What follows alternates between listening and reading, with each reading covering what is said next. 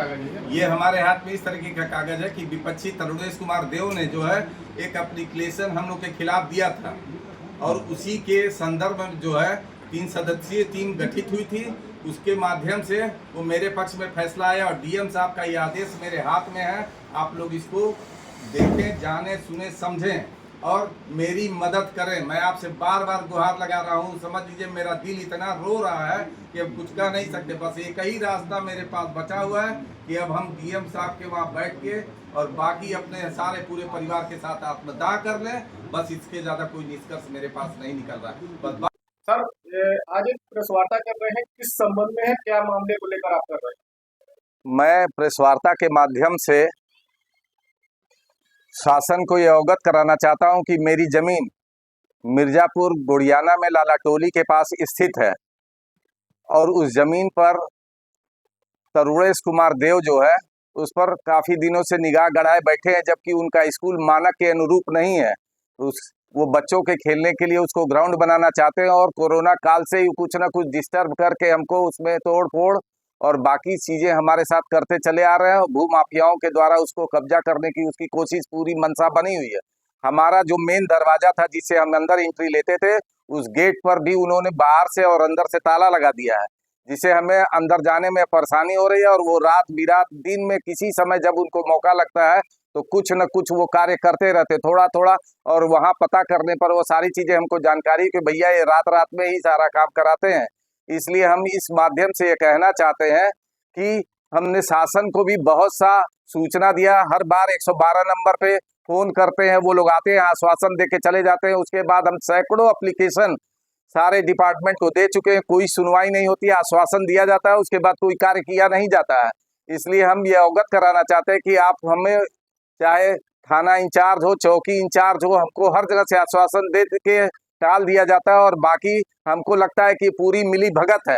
और उसमें यहाँ के पहले पूर्व जो अभी वर्तमान में भी पार्षद हैं सौरभ विश्वकर्मा जी, वो पीछे से बैकडोर से उसका पूरा सपोर्ट कर रहे हैं। और कल भी उन्होंने जमीन पर सारी चीजें खड़े होके उन्होंने अपना बनवाया, करवाया, हम लोग को थाने पर बैठाया। रात भर हमको थाने पर बैठाया गया, करीब हम 2 बजे हमको फुर्सत दिया गया है।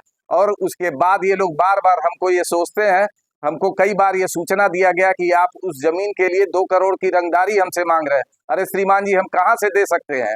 उस 2 करोड़ के लिए बार बार हमको प्रताड़ित किया जा रहा है, मारने की धमकी दी जा रही है कि अगर इस तरीके का कोई काम करोगे तो हम तो जान माल से मारने की धमकी दे देंगे। मेरा एक छोटा सा परिवार है, इन बच्चों के लिए हम क्या करेंगे? इस तरीके के हमको कोशिश, आप लोग न्याय से हमको कोशिश है। हमारे सारे कागज एथेंटिक पेपर है, अगले से कहीं मांगा जा रहा है, वो कहीं भी अपना एथेंटिक पेपर नहीं दिखा पा रहे हैं। मेरे पास लोअर कोर्ट से लेकर हाई कोर्ट तक की सारी डिग्री है। उसके बाद इन्होंने स्टे लिया था, स्टे भी उनका वेकेट कर गया है। और डीएम साहब के वहाँ हमारा इन्होंने एक एप्लीकेशन दिया था जिसके माध्यम से एक टीम गठित की 3 सदस्यीय, उसका भी हमारे ही पक्ष में रिपोर्ट लगा है। लेकिन हमको कहीं से भी कोई व्यवस्था और वो व्यवस्था नहीं मिल पा रही है। हम एकदम विवश और मजबूर है। बस हमारे समझ में अब यही आता है कि हम परिवार सहित डीएम साहब के वहाँ बैठ के आत्मदाह कर लें। और मेरे पास कुछ बचा नहीं, हम बार बार यही कहेंगे।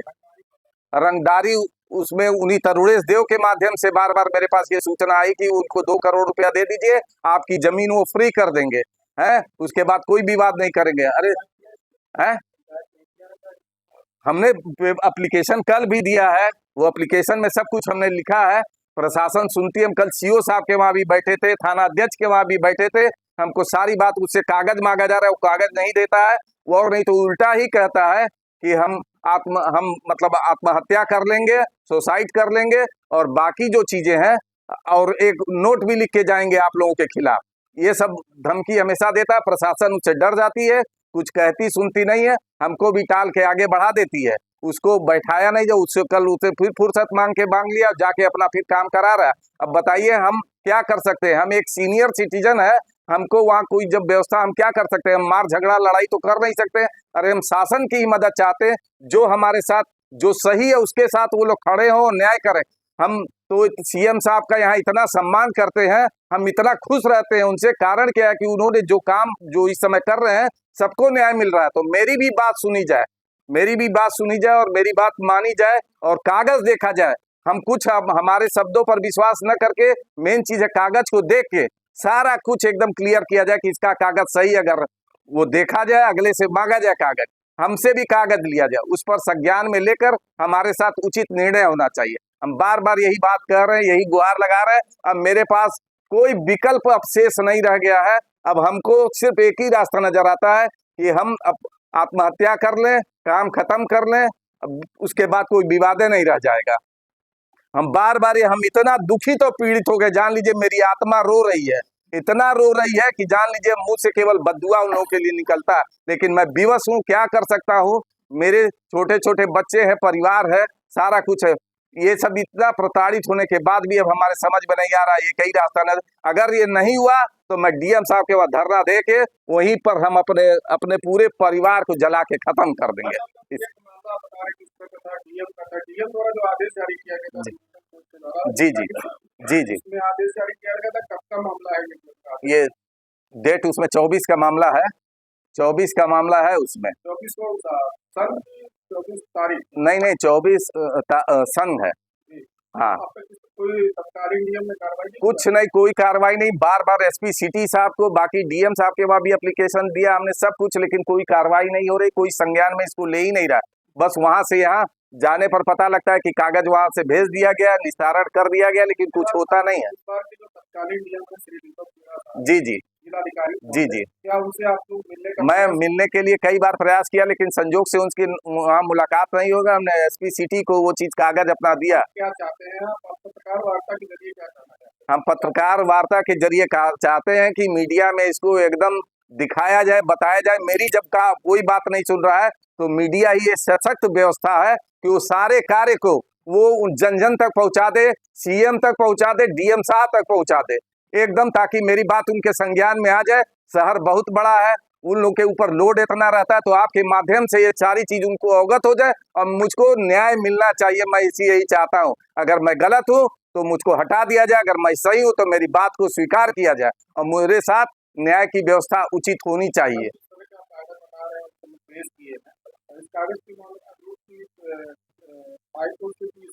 हाँ, हाई कोर्ट से भी मेरा उन्होंने स्टे लिया था, स्टे भी वेकेट, वो केवल बस मुकदमा कर करके इसको लिंगरिंग कर रहे हैं और कुछ काम नहीं उनके पास। उनके पास अगर कोई पेपर हो तो वो दिखावें, जहां कहें जैसे कहें, सारे अधिकारियों के साथ मैं खड़ा हूँ, वो साथ वो भी संज्ञान में लावे, हम भी संज्ञान में लावे। मेरा नाम रघुवीर कश्यप है, मेरे पिताजी का नाम स्वर्गीय श्री विश्वनाथ गुप्त है। हम लोग इस इलाके क्षेत्र के जमींदार थे और वो सारी चीजें जो जमीन हमारी है उसमें हमारे पिताजी के माध्यम से वो जमीन मेरी माताजी के नाम से वो रजिस्ट्री ली हुई थी। उस रजिस्ट्री के अलावा भी संक्रमणी भूमि धरी थी, उस जमींदारी क्षेत्र से वो हमको मिला हुआ था। सब एक ही बाउंड्री के अंतर्गत है, सब कुछ। वहाँ के जो पुराने बासिंदे, उनसे एक एक चीज पूछा जाए, जाना जाए, वो सब कुछ बताने में सक्षम है। हम तो ये कहते हैं मेरी बात न सुन के वहाँ उस इलाके में जो लोग हैं उनकी बात सुनी जाए, और उनकी बात को ध्यान में देखकर आपको खुद ही पता लग जाएगा कि क्या सही है क्या गलत है। कागज कभी गलत नहीं हो सकता, हम रहे न रहे, मेरी औलाद रहेगी, वो कागज ही बोलेगा। जवानी बोलने से उसका कोई निष्कर्ष नहीं निकलने वाला है। बस वो कागजनामे, मैं कागजनामा, ये सारी व्यवस्था यही होनी चाहिए। जी जी जी जी, पार्षद इसलिए खिलाफ है क्योंकि मिले हुए हमसे बार बार रंगदारी, उन लोग की मिली भगत है, बार बार रंगदारी हमसे मांगी जा रही। श्रीमान जी, हम कहाँ से 2 करोड़ रुपया दे सकते हैं? हाँ, अरे वो सारी चीजें हो रही है साहब अंदर खाने।